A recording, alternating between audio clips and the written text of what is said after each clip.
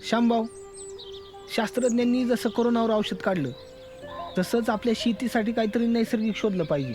हा ना राव. अरे या रसायनांचा वापर करून करून जमिनी कशा अगदी दगडासारख्या झाल्यात बघ. अरे काहीच पिकत नाही बघ त्यात.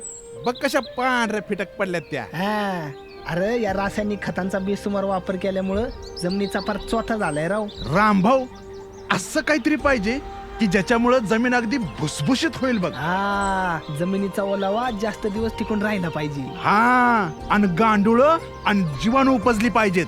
अरे पांढरी मुळं वाढली हा, पाहिजे. आणि त्यामुळं काय होईल? अरे उत्पादन वाढेल. आपली पोरं बाळी बी तेच खाणार, म्हणजे समधी पिढीच नसणार. हे रामभाऊ, तुम्हाला पिढ्यांचं पडलंय, पण जरा ह्या जमिनीकडे बघा. अहो यात माती कमी आहे आणि नुसती रसायनच जास्त झाली ती. अरे सरकार तर सारखं म्हणतंय सेंद्रिय पद्धतीने शेती करा. अहो शेती करा, पण तशी शेती करण्यासाठी सेंद्रिय प्रोडक्ट वापरावं लागणार.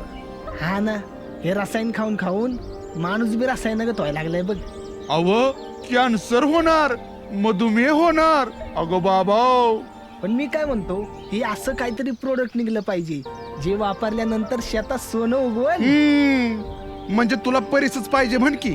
हे लका, हे काय खरं असतंय बाई. द्या पाठी द्या. घ्या रामभाऊ, लागा कामाला. कोण रे तू?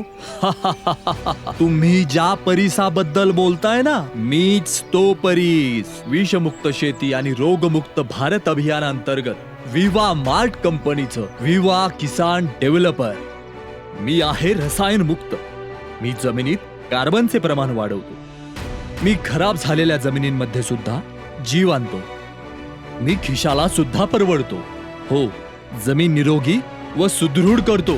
पिकांची वाढ होण्यास मदत करतो. विवा किसान डेव्हलपर म्हणजेच शेतकऱ्यांचं परीस.